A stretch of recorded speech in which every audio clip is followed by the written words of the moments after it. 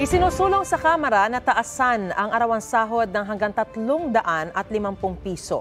Pangamba naman ng ilang senador sa 100 piso na aumento pa lang, may tutol na. Paano pa kaya ang ganito kalaking dagdag sweldo? May unang balita si Jonathan Andal.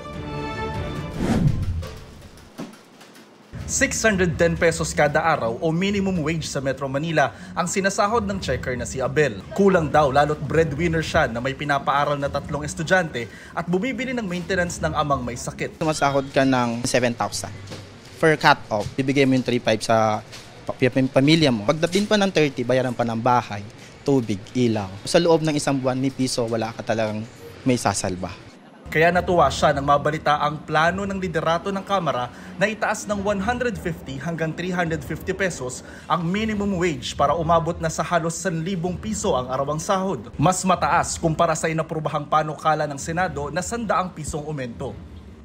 Ayon kay House Majority Leader Manuel Jose Dalipe, sinabi ng mga kapwa niya mambabatas na kulang ang panukala ng Senado, lalo't may mga manggagawang nahihirapang tugunan ng kanilang mga pangangailangan. Kaya utos daw ni Speaker Martin Romualdez alamin kung paano mapapalaki ang nauuwing sweldo ng mga manggagawa sa pamamagitan ng batas o pagbabago sa mekanismo ng Regional Wage Board. Pero sabi ng mga senador, kung sa 100 piso pa lang na panukalang aumento marami nang tumututol, paano pa kaya sa 350 pesos? Anything that can alleviate the plight of the working class should be taken into consideration. Ang tanong na lang, kakayanin ba ito? Pero siyempre, dapat isipin din natin yung ating mga employer. Baka naman ma-bankrupt na sila. At the end of the day, mag-uusap pa rin yan. Lamig lang ang ulo ng lahat at yung mga employer, relax. At hindi namin kayo pababayaan. Ano naman kaya ang masasabi ng mga negosyante? Tataas ang presyo. Kasi we cannot cover our costs. Hindi kaya talaga. So, kung pinilit ng gobyerno, ang consequences, tataas din lahat ng bilihin ulit. Useless yung increase. 10% lang ng 52 million ang minimum wage earners. The rest, hindi naman makakatanggap na ubeto. Yung mga yun, kasama sa hirap yun pag nagka-inflation. Nauna nang sinabi ni Iloilo Representative Janet Garin, kaya ang 350 pesos na aumento sa sahod kung babaguhin ang economic provision ng konstitusyon at papayagan ang mga banyagang negosyante na mamuhunan sa Pilipinas ng 100%.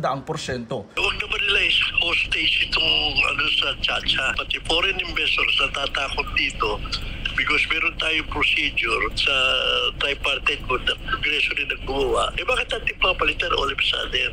Si Senate Committee on Labor, Employment and Human Resources Chairman Senador Jinggoy Estrada, handa raw i-adapt ang panukala ng Kamara kung mas mataas sa 100 piso ang aumento. Sa ngayon, wala pang panukalang batas para sa 350 pesos na aumento sa sahod. Ang nakabinbin pa lang ngayon sa Kamara ay panukalang aumento na 150 pesos ng TUCP o Trade Union Congress of the Philippines at 750 pesos ng Makabayan Bloc. Sa Miyerkules yan tatalakayin ng House Committee on Labor and Employment. Hindi po natin mamadaliin. Kailangan po natin pag-aralan, suriin at pakinggan lahat po ng mga hanay. Lalong-lalo na ho yung sa mga investors.